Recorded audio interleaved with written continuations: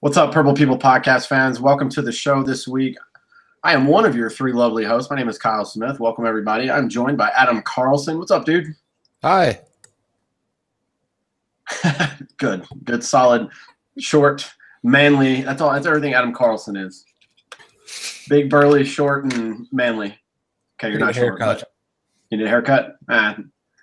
It's the winter time, man. You can just let it flow.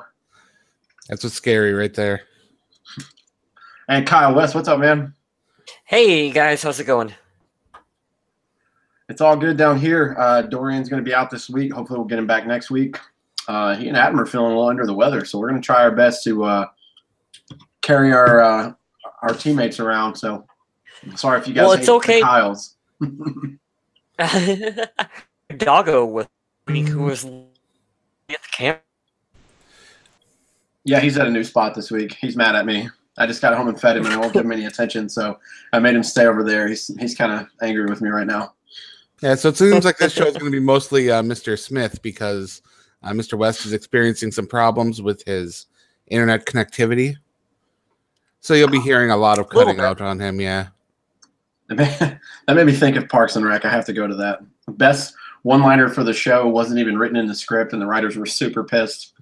Leslie Knope was super sick, and they zoom into Chris Pratt's character, and just on the fly, he goes, "Leslie, I Googled your symptoms. I think you might have network connectivity issues." Oh, man, probably my favorite show ever. Had to throw that one in there. But welcome to the show. We're going to talk about the Patriots game yesterday. This is the Purple People Podcast, episode number 330, Gronkey Kong Party. I wanted to steal a fantasy football name of a guy from my work. Mr. Storm Dormal has a great fantasy name, but it would be a little too long for our liking. But his is Honky Gronk Badonkadonk. And I really wanted to name the show that this week. But we went with a shorter title to help you guys out for the internet. So last year I had the Gronky Tonk Man, and I photoshopped Gronk's face on the Honky Tonk Man's body. So that's fantastic. That was good stuff. I remember that. That was good. Philadelphia Eagles and the Washington Redskins are playing right now in Philly, and they are about to score. Man, we're rooting for those Eagles tonight because if they win, the Vikings will be back in the playoff mix. But before we talk about all that, we're going to get into quick hits. Adam, did you want to wait till later, or you want to do the Survival League update now? I can do it now. Nobody picked the game tonight, so perfect. Of the 9 remaining people in the league, 6, including myself, chose the Seattle Seahawks, who were victorious yesterday. The other 3 people chose the Kansas City Chiefs and the Los Angeles Rams. So, surprise, surprise, no strikes handed out this week. Good week, guys. Good job. That's awesome. That is awesome. Yeah, so we've still got 5 teams that are in danger of elimination if they get it wrong next week, as well as 3 teams that still only have 1 strike. And I still don't have a strike. Adam's it's very smugly rubbing it in your guys' face because he's kicking a lot of ass this year. So you guys got to get that together. But at least people made picks and nobody got eliminated. So that's everybody made picks. Everybody was right. It was a good week for everybody, I think. I dig it. Before we jump into the quick hits, I want to give a shout out. I am leaving El Paso very soon and moving back east to be closer to my son and my family and start a new chapter in my life post-military. And I found a cool new spot to hang out and felt like a regular at this Vikings bar here at Jack's Beach House in El Paso. And they hooked me up with a shirt yesterday. So they're going to promote the podcast this coming Monday, a week from today. Nice. Yeah, I talked to one of my favorites over there. I'm sorry, your name escapes me. I'm not that regular there, but I'll be sure to give him a definite shout out again next week. But he said, "Hey man, make sure to remind me on Monday. We'll shout the podcast out because you will have definitely a few more people from here that want to listen." He really enjoys it, so hey, I'm gonna do that. I appreciate everybody yesterday, and I got a free bucket of beer from playing the raffle that they have every time that they have the Vikings game. So it was a good day yesterday, but I wanted to show some love to them before we get started. Sounds like a lot of fun. Mm-hmm. I finally put together that YY in the Survival League as Yang Yaj. I don't know why I didn't do that much sooner. Double Y. He's like Arn Anderson. He's the enforcer. He is. Yeah. That's a good one. That's a good point, Kyle. Mm-hmm. All right, let's run in some quick hits this week. Let's talk about former Viking defensive end Jared Allen. Always love talking about that dude. I love this quick hit. Jared Allen wants to represent Team USA in the 2022 Winter Olympics in Beijing.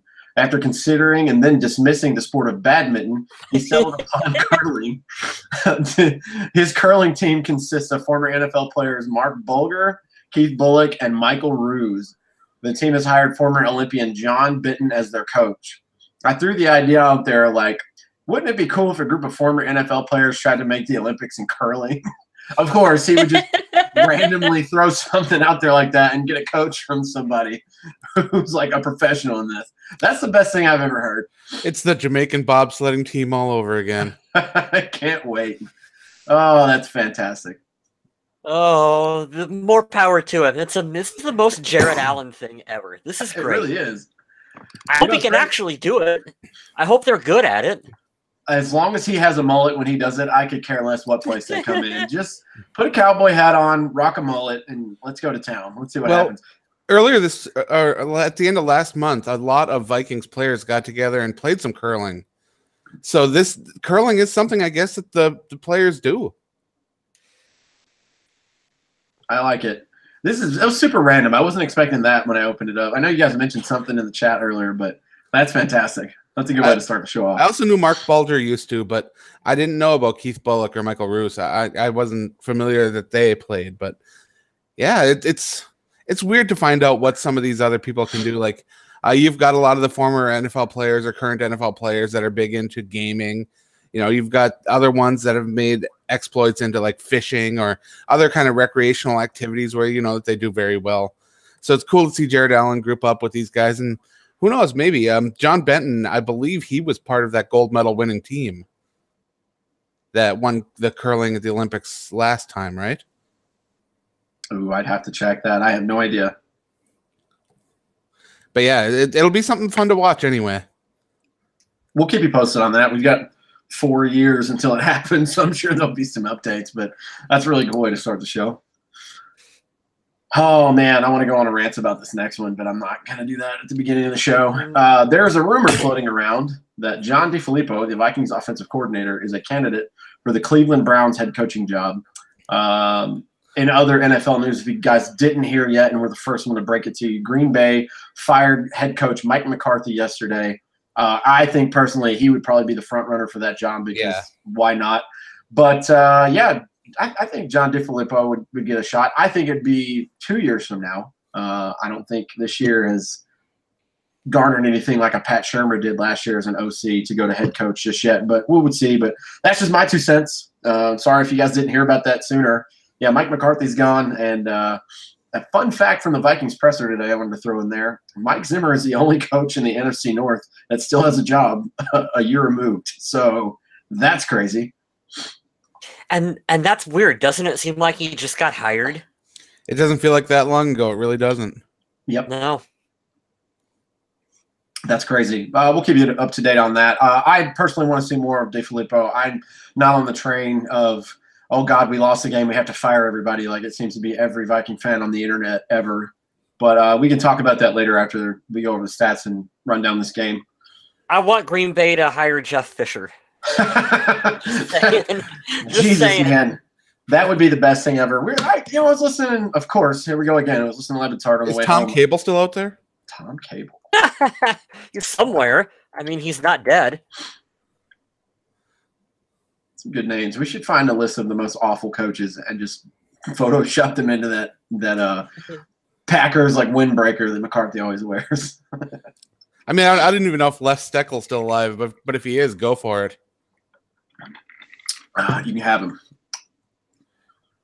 Let's talk about Viking safety Andrew Sendejo. He's been placed on injured reserve. He suffered a groin injury during Week 5 over the Eagles. To fill Sendejo's spot, the Vikings have also promoted rookie cornerback Craig James to the active roster. Mike Zimmer was asked about this because I'm nerd out and I like to watch all of his pressers because Facebook tells me when they go live. Anthony Harris is going to fill in that safety spot now that Sendejo is gone. He's been doing a pretty good job too, but that's cool. They've activated somebody else. So, well, after watching this week's game, I think that bringing up a corner was the right choice. Most definitely. We'll break that down in a little bit. Some of those 7-Eleven corners here pretty soon because we're getting pretty thin. Yeah, getting a little bit finicky there at the corner position, but yeah, we'll talk about that in a second too. In 10 games this year, Diggs has caught 79 passes for 790 yards and 6 touchdowns. Over the next 5 weeks, Diggs needs to average just 42 yards a game to finish with at least 1,000 for the year since he entered the league 3 years ago in 2015. It's pretty cool. Now, this would be Stephon Diggs' first time reaching 1,000 yards. Yep. And another cool stat is that he has the most catches in the NFL without having a single drop. That's insane. Oh, nice. I didn't know that. That's a good stat. Yep. It's pretty cool. I like that one. I get little emails from Pro Football Focus with neat little stats like that. I want those emails. That'd be great. Do you pay for Football Focus? I will say that is one of the perks of being an expert on my job. Nice. Oh, you don't have to. You dick. Is that I get Oh, that's good. Yeah, Adam kind of needs it since he writes about football and stuff. So yeah, little helpful. So the Eagles got shut down at 4th and goal by the Redskins defense, and who the hell do they have playing at quarterback now that Colt McCoy is gone? I don't even know the name. I'm trying to look at it to keep you guys updated. They are on the 1 yard line. Hello, numbers. Mark Sanchez. Oh, yeah. No. Really? Yes. And he handed it off to Adrian Peterson. That's incredible. There was a time when I wanted Mark Sanchez on the Vikings. Oh, yeah. Yeah. Yeah. Way back when, before he ran into somebody's ass and fumbled the ball. That sucks. Oh, man. Mark Sanchez, Adrian Peterson. Wow. Adrian is fucking – he just can't have a quarterback. He just never. Man. Oh, wow. That guy's been doomed his whole career. Okay, we'll keep you posted on that. So if you guys didn't hear, we'll run into this game unless we have – nope, that was the last quick hit. So let's talk about this game for a second before we give away our donkeys and our game balls. The Vikings went to New England yesterday. They did not win. They lost 24-10. It was pretty ugly from the start. Slow start for the Vikings. They had a couple flashes of life, but they immediately shot themselves in the foot as they have done all season against winning teams. Kirk Cousins threw a pair of interceptions. There was a lot of weird coverages, double teams on Diggs and Thielen, so there's a lot of checkdowns yesterday.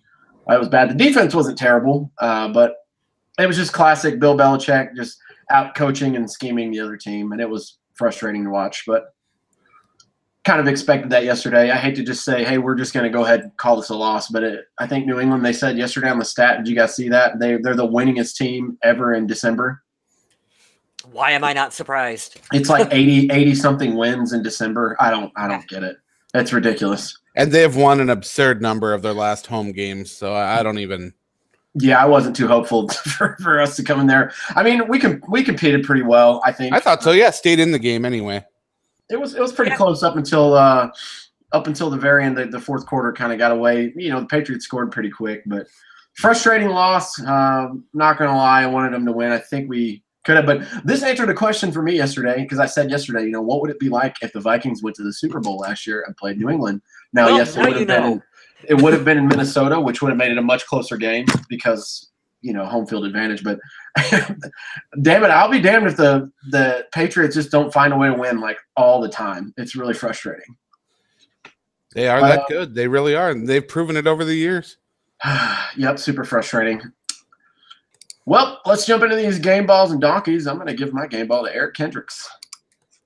He was all over the field yesterday, and he had an interception, 16 total tackles, 8 by himself, and a pass defense. So not really much to say there. He was a stat machine. He was flying around, and he had a lot of work yesterday between – I'm looking here, 1, 2, 3, 4, 5, 6, 7, 8, 9 receivers.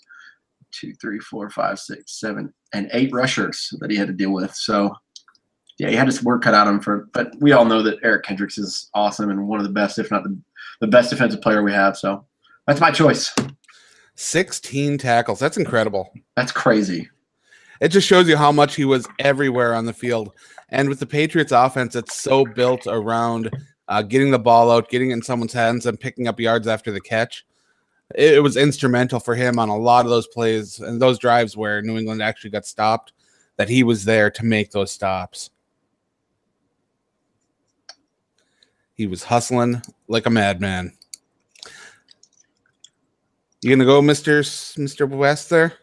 I actually didn't think ahead and write one down, so you go, Adam, and then I'll come up with something. All right. I had several. That's why I was saying. I'll go with Dalvin Cook on the ground, rushed for 84 yards on only 9 carries, which they should have fed him the ball more on the ground. But that's a topic for another time here. With an impressive 5.33 yards per carry after contact, which is pretty amazing. Cook forced 2 missed tackles, and I think you can actually remember those tackles because they both happened on plays where it looked like he was far, far behind the line of scrimmage. Oh, yeah. He was going to be taking a big loss. So Pro Football Focus has Dalvin Cook finishing with a grade of 84.7, the highest of the season for him by a mile. I'm glad you picked him, Adam, because, I calmed down a little bit from given all the people who are hating on him not being healthy. I understand the frustration there, but isn't it funny how all that quieted down now that he's been back and he looks pretty good? Well, in the passing game, I can understand some of the criticism because they weren't able to get him the ball in space. Anytime they did get him the ball, there were people right in his face. So he only caught 8. He had caught 8 of the 10 passes, but only got 22 yards on those plays and 1 first down. So Minnesota needs to do a lot better job of getting him the ball in space and developing screens much better. Much better. It's got to happen. Yeah, Mike's never talked about that today, the screen game, because there was really nothing down the field, even though Kirk Cousins was damn sure trying to hit that long ball quite a few times. No, Kirk Cousins was 0 for 6 on his deep passing attempts and was just 4 for 32 in passes of 10 yards or more. So not good. Yeah, that was a little frustrating. I think I'm kind of just going to cop out. I think I'll just agree with Adam because I do think that Dalvin Cook had a good game, and it was a shame, like I said in the chat, that they kind of went away from him. He was having success on the ground, and then they just gave up running the football. I don't know. I didn't like that, but I did think that Dalvin had a good game. He absolutely did. Yep. 84 yards on the ground and 22 receiving, so not a bad outing from him at all. Good choices. I tried to get a hold of Dorian, so I couldn't get a hold of him. Like I said, he was feeling under the weather, so I'm sure he'll get back to us trying to get his game ball and Doc in there for us. Yeah, this is really bad, but I'm gonna go off here, and even though I'm gonna kind of contradict myself later, I gotta go with John DeFilippo on this one, man. I'm tired of hearing for the 3rd week in a row the reporters and all the fans saying, "You guys need to run the ball more." And not leave it and just abandon it. It's weird. And here's the point that I want to point out to that, right? There was only 13 attempts last night to run the ball. That's bullshit. You remember the time when we used to hand the ball off 30 times to Adrian Peterson? I get it. He's better than both of these guys when he was on the team. But I'm looking here at the Patriots, and this is just coaching for you people out there that are new to football or don't go as in depth as we try to go in here, because it's something that just jumps off the screen to me as a regular football fan. They had 7 people run the ball last night, 39 times. Yeah. We don't try to hand it. We just got another running back, for God's sake. Try to help him out. Give him a chance to carry.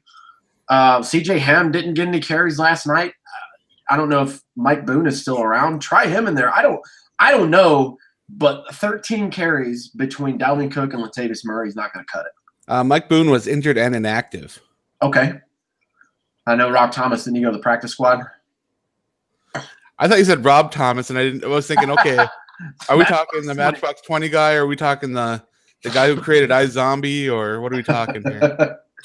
It's honorary game ball to him this week. I quite enjoy some Matchbox 20 from back in the day. But yeah, I don't know. This is becoming – I understand, even though I absolutely loathe the Vikings fans who are just fair weather to me in the comment section everywhere. They have a solid point. You've absolutely got to run the ball more. And when you start talking about, oh, we need to run the ball more, blah, blah, blah, blah, and every week, the last 3 weeks, it seems like, yeah, we should probably run the ball more. Why don't you run the ball more? What the hell, man? We'll transition into who I chose through Yang Yaj here in the chat, who says that he was going to talking about DeFilippo for a questionable call on that 4th and 11 play that only picked up 2 yards to Treadwell. And I don't think that was DeFilippo's fault. I think that was the fallback option on that play. And I think that a lot of that had to do with Kirk Cousins. And there were some really interesting stats about Kirk Cousins that came in my Pro Football Focus newsletter. Other than what I already named, which is bad. It's not good. Not good at all. But Kirk Cousins was pressured on 28.3% of his dropbacks against the Patriots, a considerably lower rate of pressure than he's faced in most games this season. The protection did not result in offensive production, as Cousins struggled from a clean pocket against the Patriots, completing 24 of his 33 passes for 152 yards, 1 touchdown, and 2 ints, with a passer rating of 66.7. This is Cousins with a clean pocket. And I understand that when you have that clean pocket, sometimes in your mind, you're still feeling like ghost pressure from each side, especially when there's been that pressure that's gotten there in the past. But Cousins had time in the pocket this game, and he just made some really strange decisions. And I will say that one of those interceptions, the one that was underthrown, was just tapped around. And I get that one may not be completely his fault, because anybody could have hauled that one in. But I do think that Cousins, for what they've paid him and what they want him to do, and the offensive line actually stepping up a bit and giving him a pocket to get the result that the Vikings got, wasn't right. That's pretty good. I didn't think of all the stuff you were just talking about, but that's pretty good. See, you guys are going to learn something when you watch this podcast. Occasionally, and then me and Mr. Smith speak, and then you everything wise leaves. We're like, that's good. I agree. Yeah, I agree. That's a good point. Yeah. For my donkey, it's more of a rant. I think there's a time and a place, because like I said, you're going to celebrating the touchdown, aren't you? Yeah, I am. There's a time and a place to celebrate, and I think that, dude, I knew it. I think that the Vikings need to calm the F down a little bit on some of the touchdown celebrations. You weren't doing that good against New England, and you're worried about going out there and dancing around. Like, I'm fine with that. There's times for it, and that was not a time for it. Do better in the football game and beat the New England Patriots, and then go act like however you want in the end zone and be funny. I don't know. Just do better. I'm not mad at it. A little bit more professionalism to it. I don't like a lot of that showboating, and I know that I'm a bit old school in that. The saying is, play like you've been there before. Yep. I like it when you can do the Gronk spike. You can have some fun. But the question is if you only celebrate when your team's doing real well, then is it just rubbing it in? A little bit. And also, I like it when it feels more organic. Like, I just scored this touchdown, and I'm going to, like you said, spike the ball because I'm in the moment and excited. Like when you see Adam Thielen score a touchdown, and he's motioning people over so they can do some choreographed thing that they've done before, that they've thought up beforehand. Like, okay, I get it. That was funny 8 weeks ago. It's not now. Your season's not really going the way it should. Don't do it. Like, just don't do it. I have so much love for you hating this, because I understand, and I'm 99% on board there. But when we beat the Packers and I see Dalvin Cook doing a limbo under Adam Thielen, I can't help but love the shit out of it. But you're right. It's kind of like, you know what it makes me think of? Do you guys remember the game? It was 3 years ago. We were still in, was it TCF Stadium, the Gopher Stadium? And we were playing the Seahawks, ironically. And they came to us, and they beat the ever-loving shit out of us. I think we only scored 1 touchdown in that game. And it was Cordero Patterson, and he's over there, like, going nuts. And I'm at Buffalo Wild Wings in San Antonio, and I'm just like, shut the fuck up. We're getting the shit kicked out of us. Stop celebrating. Happy you're acting like a damn fool. I remember that. Good job. Yeah, I don't know why that one just came up today. I want to give an honorary game ball to Adam Thielen and Bill Belichick for getting into a cursing match on the sideline, because I got to see Bill Belichick mouth Adam Thielen to tell him to shut the fuck up, which was kind of funny. And I'm like, in the physical aspect, Adam Thielen would kill you, Bill. On the football aspect, Adam Thielen, just walk away. You're talking to the greatest of all time. Just don't. Yeah, He's not going to help your cause. In a way, Belichick got him off his game because of, like, immediately after that, what Thielen dropping passes. Yep. Who won that? You know what was great too? I got to plug Levitard again because I love this fucking poll they had today on Instagram. They said, you guys think in the public eye that they're over there shouting at each other out of hate and they're mad? Really what he was saying to him in Bill Belichick translation was, how do I get you here for a 5th-round draft pick? You're the best white guy I've ever seen. Oh, wow. Yep. That was pretty damn funny to me. I thought that was pretty good. Real Purple and Gold Minnesota Vikings in the chat says they botched that celebration anyway, and yeah, they did. If you're going to do a rehearsed celebration, or at least try to make something up on the spot, do something that people can understand, because that one just did not work out very well. Yeah, do your Grey Duck or Duck Duck Goose, whatever you call it, or the Limbo we just had, or the Leapfrog or something. That was funny. I really didn't like the Limbo one because I don't like picking up a player. What if you drop him and they tear an ACL on the way down? I'm serious. I swear to God, if somebody dropped Adam Thielen and he tore his ACL, somebody's brake lines are getting cut in that parking lot. Yeah, somebody's gonna do it. Mm-hmm. Let's see. We've got Sean Reynolds in the chat who says an AFC loss hurts, but not as much as losing to Seattle on next Monday night would. Must win indeed. And yeah, it's not a division loss. It's not a conference loss. I made that point too in my article on the Viking Age, is that, yeah, this one, it sucks because it kind of felt like it was a game the Vikings were hanging in that nobody really thought they were going to. But let's be honest, I don't think a lot of us really saw this one as a win when the schedules came out. So no, I think we all pegged. Didn't all three of us, four of us, including Dorian, we all pegged it as a loss, didn't we? Yeah. Here's what I got for that. Adam, could you refresh that again? Who said that in the chat? That was Sean Reynolds. Sean, I have to tell you, good point. Mike Zimmer said it today in the press conference after watching the film, and it made me laugh because somebody asked him the same thing. He's like, you had a lot of respect for Belichick. He has a lot of respect for you. Obviously, you guys didn't pull it out, but let's move forward to Seattle. It's just a must-win. This is kind of a staple game. And he said, we could go out here and beat Seattle, but if we crap in our hand and, mess around the next 3 games after that, doesn't really matter, which is true. But I'm going to go flip from Mike Zimmer in the press conference and go to Dion because somebody posted it in some Vikings page, I can't remember, but activity on Facebook. If you like something or talk about it, Facebook will keep showing it to you because they think you want to see more of it. And I saw it yesterday. I think it's Purple Pride 1961 or whatever.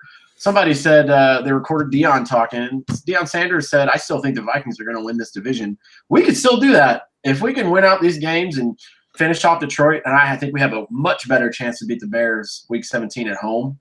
They lost to the freaking Giants. The Rams. Yep. Then they lost yesterday to the freaking Giants. Now, I know that they didn't have their starting quarterback, but, yeah, that was pretty good. That was a crazy game. They could have John Elway, and they'll probably lose to the Rams. That's true. Yeah, I like that saying, you hold the keys to your own destiny. You absolutely just got to win your games and worry about the rest later. But I think that I think the Vikings have a good chance. I still think that they can win the division. We get a little help, and it's gonna happen. I don't think the Rams are gonna lose to the Bears. I don't think that's gonna happen. So we'll see. But yeah, we're kind of jumping around everywhere. That's a good point in the chat, Sean. Thank you for that. If we can jump through this game, I got the stats up here in front of you. I'm not gonna name all of them. I'm trying to hit the highlights from here on. I already mentioned the rushing. Not a good rushing day from us, only 95 yards between 2 running backs. The Patriots had 160 yards between 7 people. Brady versus Cousins was not pretty. Cousins threw the ball over 40 times, which I think we had a stat on that. Every time he throws over 40 times a game, he loses. So, yeah, that happened yesterday. 70 overall rating, QBR 43.4. He had 1 touchdown, 2 picks. I didn't like the officiating in this game because I think we were kind of robbed of a touchdown.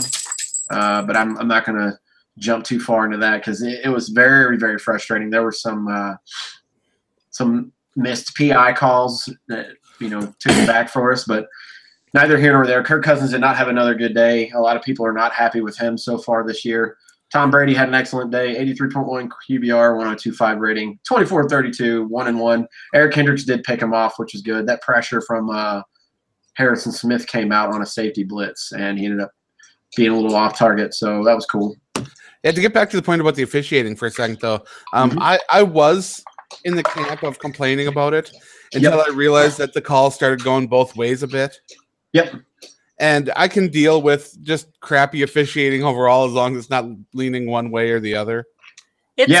Aren't you talking about like when we got the fourth down? I don't think Latavius Murray got he was progress on that. Yeah, about a half yard short, but yeah, it's to me.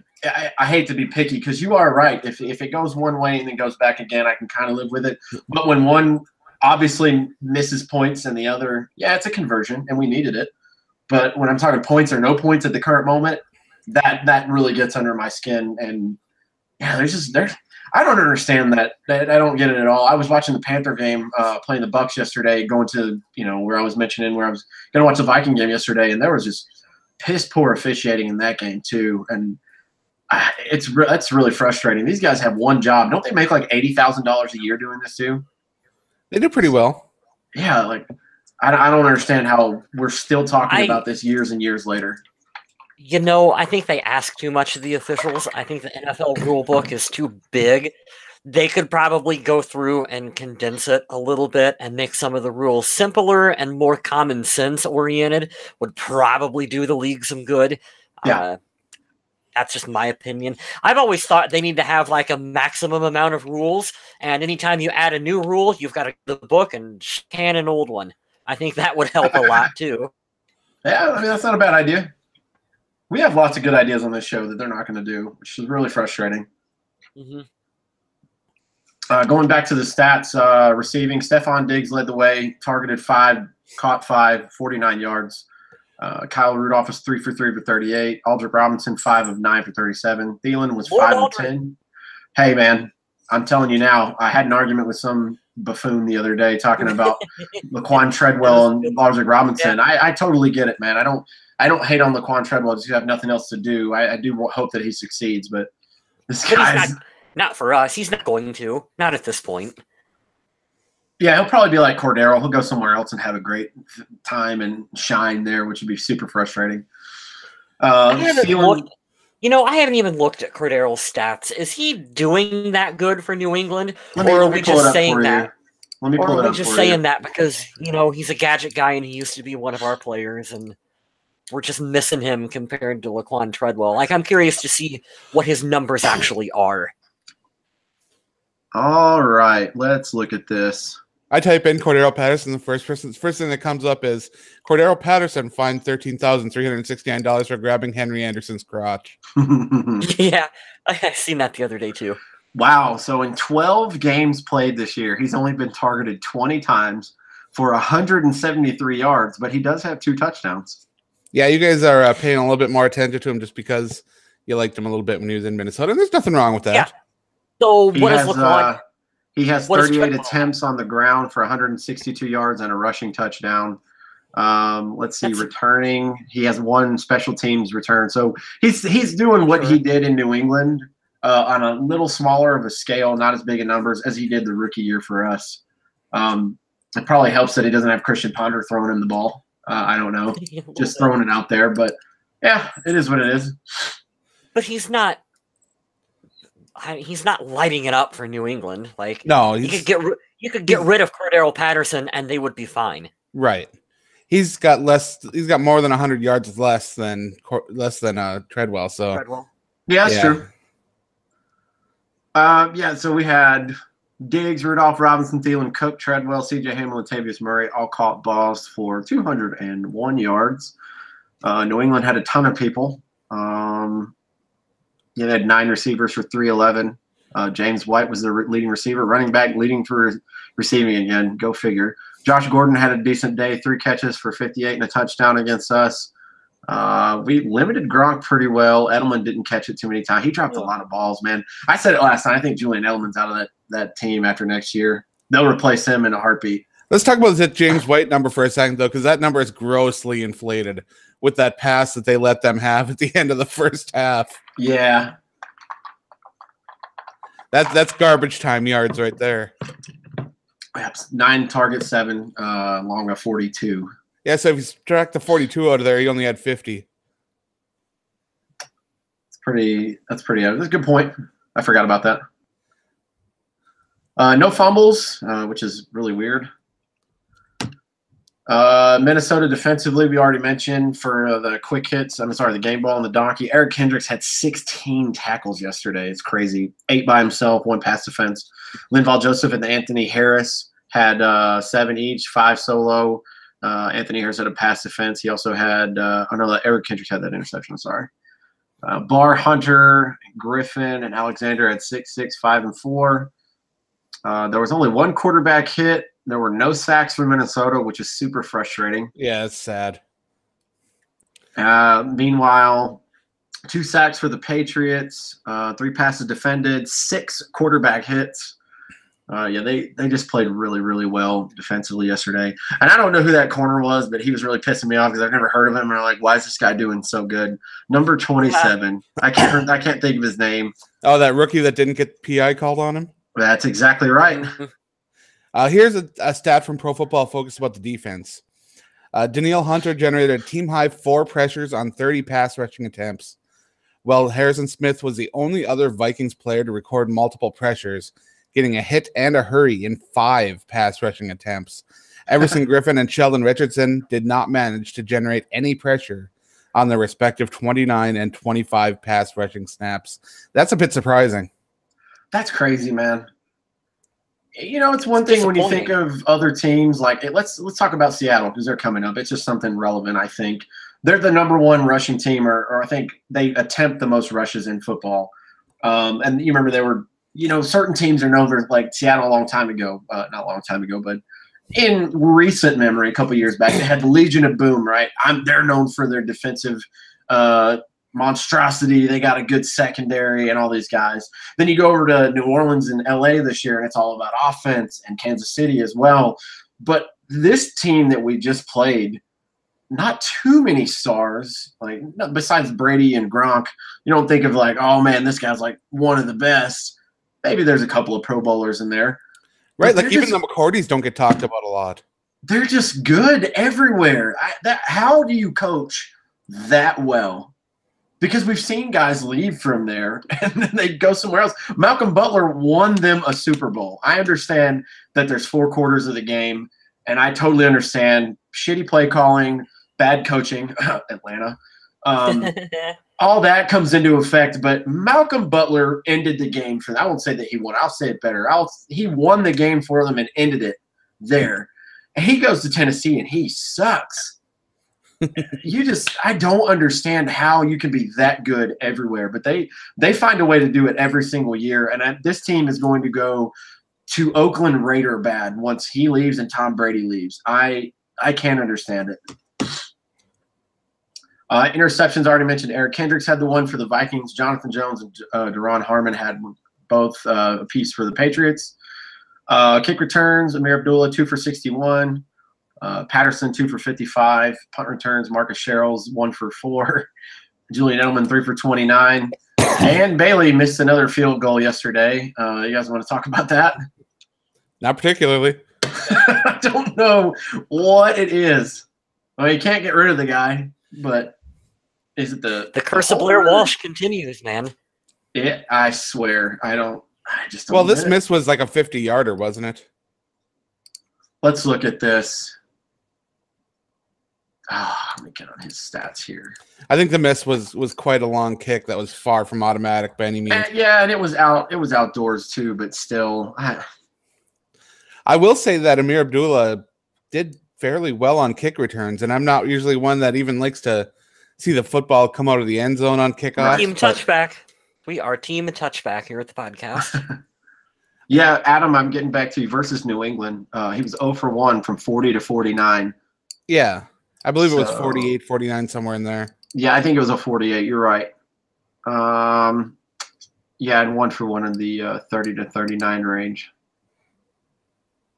I was happy to see that Steven Gostkowski missed one as well. That was fun. Called that one right before it happened. We needed that one for sure.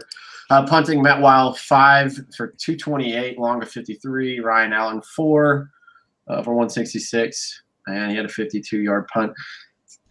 Yeah, they just outplayed us and outcoached us yesterday. It was kind of frustrating.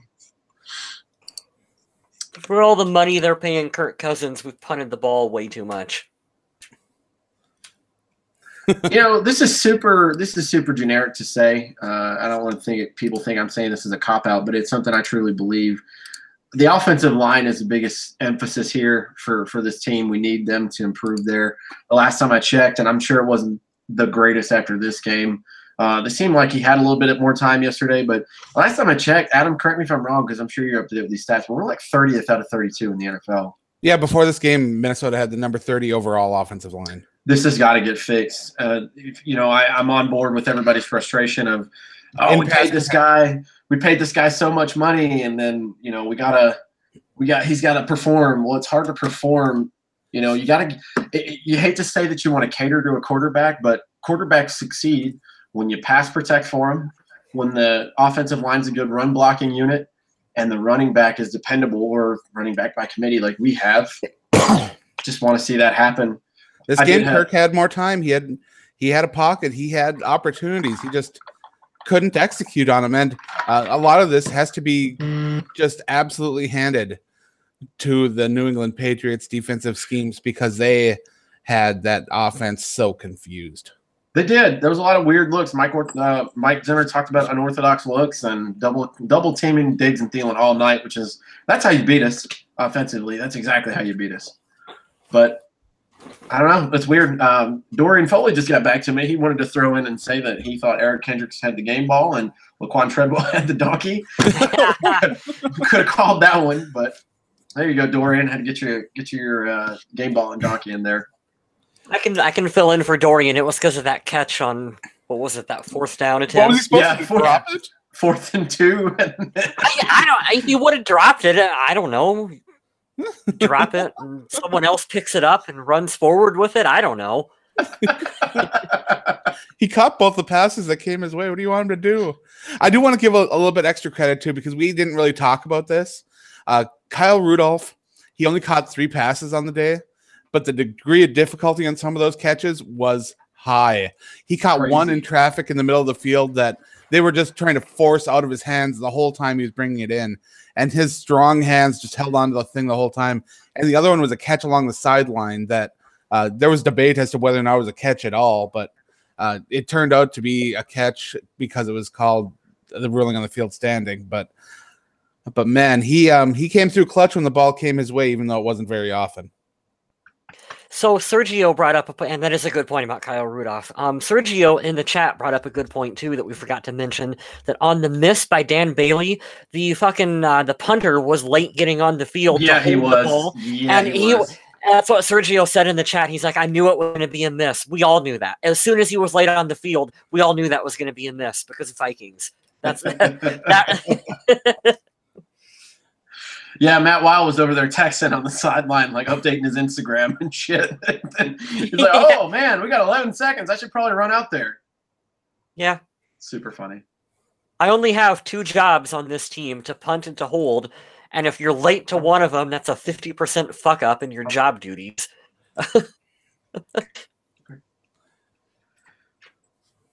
Well, looking forward to the next game. We're in prime time again, yay, and it's against a winning team, so the odds are not in our favor.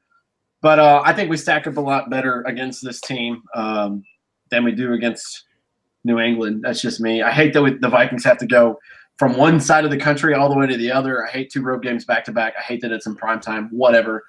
But we are pretty good against the run, which Seattle likes to run the ball a lot. They don't have Golden Tate. I know they still have Tyler Lockett. I think Doug Baldwin's still there, so they're still good threats. Yeah. And Russell Wilson's just a magician. He is what Aaron Rodgers was always talked about being. He can scramble and make some stupid good plays. But I think the Vikings will win this game. I think they're going to come out and be very, very pissed off because they just got the shit kicked out of them last night, and it's pretty frustrating. I do want the Vikings to win. I do think that they will win, but we'll see.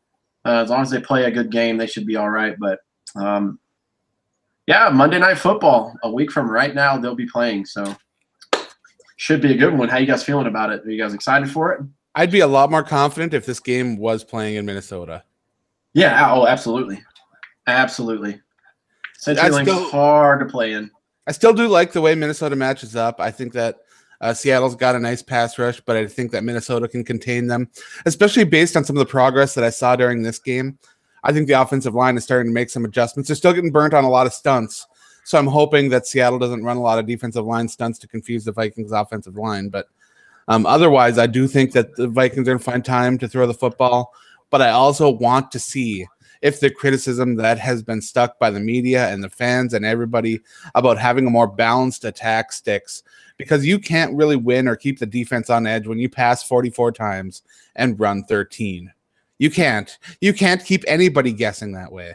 If you play paper, scissors, rock and you throw a rock every time, people are going to catch on. Yeah, this is what I was alluding to earlier, which, the fans are starting to have a voice, and it's making sense. As much as I like to, if you've listened to the show before, I like to rip on people who play armchair quarterback in the comment section. It's a recurring theme, and we're all echoing the same thing. So I hope they plan for it. I just want the Vikings to get to the playoffs. We have a very good chance to do it. We don't have the hardest schedule left. The Bears are going to be rough. The Seahawks are going to be tough, but the Dolphins and the Lions I'm not too worried about. You have a chance to have a positive winning record this year, go to the postseason, so the season's not a complete waste. If you can get to the postseason again, because you know how it was? You guys remember back when Adrian Peterson was the team, we would go to the postseason every other year or every 2 years. It's like, oh, we had one good season. We know 2 more seasons of crap is coming. So, I would like to see that. It's been a long time since the Vikings went back-to-back to the postseason. Now, what are we going to do when we get there? Probably crap in our hand and smear our face with it, but why not? Let's just get there. I don't think anybody's going to beat the Bears in the playoffs. I don't think they're going to beat the Saints or the Rams, but it would just be nice to get there. Well, I know that this is kind of some out there talking, but we've seen that in the playoffs, anything can happen. When the New York Giants made it into the 6th seed and they barely had a winning record, and they ran the table to win the Super Bowl, stuff like that happens. It does. Yep. So same thing with Green Bay. Green Bay got in and won the Super Bowl. Weren't they a wild card? Yeah. I remember that. I think the Bears won the NFC North that year, and they ended up playing in the NFC Championship game, and they beat them. I totally get what you're saying. Just want to see them get there. I don't want people to say, because it just fuels the fire for all this BS talk on the offseason, because we hate the offseason as much as everyone else does here, because there's not a lot of news, and there's just a lot of hearsay and rumors and stuff. But I just don't want to hear about, we didn't even make the postseason. This quarterback's garbage and blah, blah, blah. Just make it to the postseason and see what happens. Just like in my 3 fantasy football leagues I'm in. Playoffs, all 3. Boom. Nice. Yeah, it was a bad day for me in that. The Vikings lost, and I was 1 for 2 in my fantasy league. So, see, I don't mind as much when I don't lose everything. If I lose my fantasy games and the Vikings lose, and I can get that. But when my teams win, my survival league pick is good, and the Vikings put forth a good effort but fall a little short, I can deal with that. Yeah. How do you deal with a big loss there, Mr. West? Oh, I drink. I was going to say, he's either going to say alcohol or just stuff your face. Either one of those two. Yeah. No, you know what? I do think, though, to kind of talk about the Seattle game, they have to start winning to get momentum, because I don't like, even if you're only going for like a wild card berth, I don't backing into it without a lot of, with taking a couple losses beforehand. So I want to see the Vikings start to win some games and get some momentum and start building some positivity. So if they head into a situation where they're going into like a wild card position, they're not backing into it. We're not relying on, we lost a couple, but some other teams lost and we kind of snuck in, and I don't know. You're not going to do shit if you're relying on that. But if you can beat Seattle, and like you said, you've got some other winnable games against Miami coming up and against the Lions coming up, you've got as good of a chance as any. And that'll set up great, too. What you're talking about is great. Let's say we pull it out. We get the win back under our sails. We've got a 7-5 record if we win, which, I don't like that floating right at 500 where we're at now, just barely over. We can get a little bit up. We can keep hoping and praying for the Bears to lose. Keep on rolling. We know the Packers. We know the Lions aren't getting into the playoffs, whatever. But my point being with all this is if it sets up to that showdown in Minnesota, I love our chances against anybody in, U.S. Bank. If it comes down to Week 17 to win the NFC North, shut it down. Like I'm all for that. But it starts with that cliche. It's a 1-0 kind of thing every week. You just got to win the next game. That's what Mike Zimmer was talking about. So I can buy into it even though it's corny. But you're right, man. I will be accepting donations to my PayPal if it comes down to the Vikings winning the division in Week 17 for me to buy a ticket to go to the game. Hey, Vikings are undefeated with Purple People Podcast in attendance. That's damn right. That's not true anymore. What happened? Bullshit. Don't talk about it. When did you lose? When? When Dorian did the streak Foley, end? man. Oh, yeah, the Rams. That's right. Damn. I would say that it's away games as well, but that's not true because mine was an away game a couple years ago. So, well, let's just make up a stat like what the television does. I'm still lying, though. We're undefeated. I've got it. We're undefeated in the Central, Mountain, and Eastern time zones. We're good. We're totally good. Figured it out. Yeah. Yep. Oh, you guys. I want to give a shout out to, like I said, Jack's Beach House. I'll be heading over there for all my El Pasoans that are following this. Thank you. Appreciate all the fun stuff we've had there. My last time will be a week from today at that place. I played one hell of a show last Friday night with my band. It was amazing. It's weird. I said this only a few people over the weekend, and it might sound cheesy and corny, but I've never been one of those guys that's been like super flashy with like dressing, wear like a black shirt or something and some blue jeans. But I borrowed my drummer's leather jacket and I became a new person. I had just this wave of energy, and it helped too that we only had to play an hour, so we really got to play the hits. But it was great, man. We had a great show at the Rock House here in El Paso. I've got my final 2 shows with Disposable Ink this weekend. One on Friday at Bar 915. If you find yourself in El Paso, come check us out. We're going to headline. And then Sunday from 6 to 10, we're going to do an outdoor event. So I would love to see it. I've had a great time playing Metallica this year with this band here, and they will surely be missed once I'm out of here. But had a good time this weekend. Had to shout my band out. Nice. I want to thank everyone who checks out my work over on the Viking Age. We have a great group of writers over there with a lot of varying opinions, which makes for very fun articles and things that get people talking. So I want to thank all you guys that like and share and read over there. It really does mean a lot for me that you support what I do outside of the podcast. Speaking of that, there is Undead Walking, which is Fansided's blog about the Walking Dead. Of course, I'm going to plug this, that the new comic comes out on Wednesday, and there's a lot of bad stuff happening at the Commonwealth right now. And looks like it might be about to fall apart. So we'll have to wait and see what happens there. I'm really excited for the new comic to come out on Wednesday. Right now is the downtime between season 9. We're at the mid-season break. And those first 8 episodes of season 9 have been just absolutely great in bringing focus back to the horror part of a horror zombie survival drama show. So to me, it was just like a rebirth of the program that I've enjoyed so much. Of course, Fear the Walking Dead filming has started up. So there's news going on about what is to come in the future episodes of Fear the Walking Dead. I know that show is not as popular, but there's still quite a few really good characters and some good situations that are happening over there. So please check out the Viking Age and Undead Walking if you would. It would mean a lot to me, and I appreciate the support. What do you got going on, Mr. West? Well, Jeff and I got some cool stuff coming up for the Shut Up, I Like This Film podcast. He is doing some amazing work. He switched over to a new website hoster, and it is just super professional on the layout and everything that he's got. And then he does another project I want to pimp for him. It's called the Indie Gamer Magazine, where he writes about different indie games and stuff that are coming out. That's really super cool. So you can check that out on pantheonnetwork.com.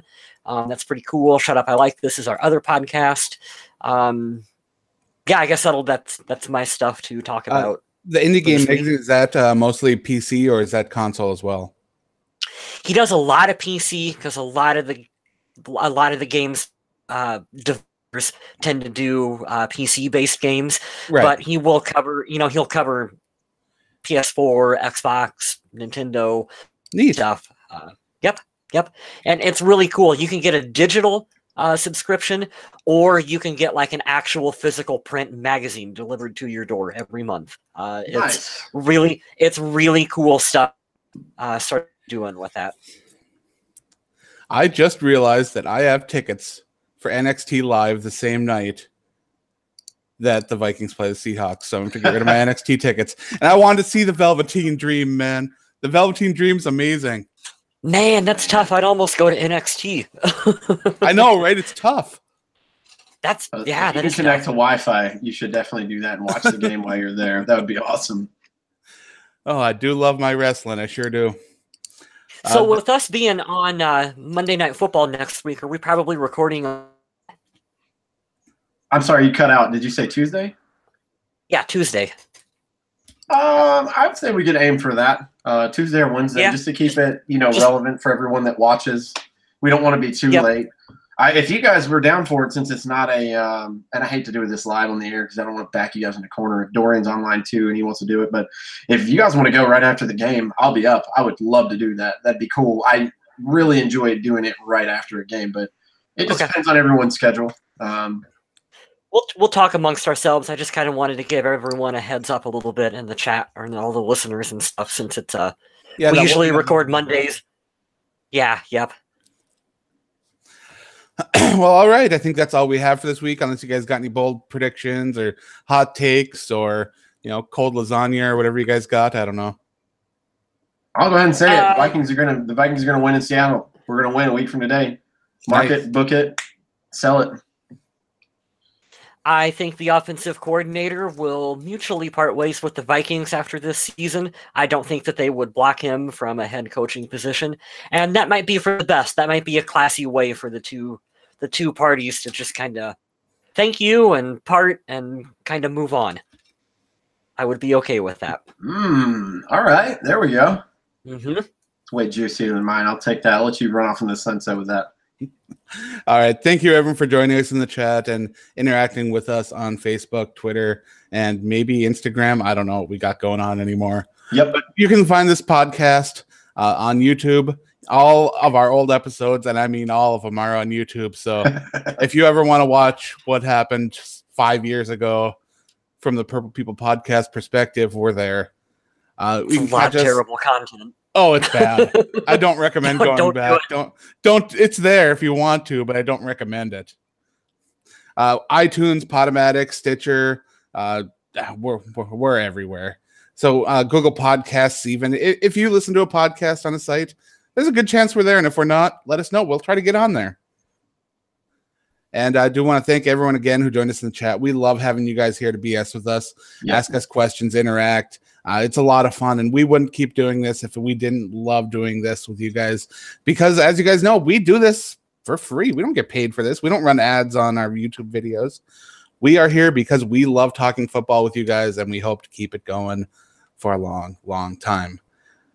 So once again, we'll be back here next week a little later, possibly Tuesday or later. We'll have to wait and see, but remember to stay classy, Minnesota.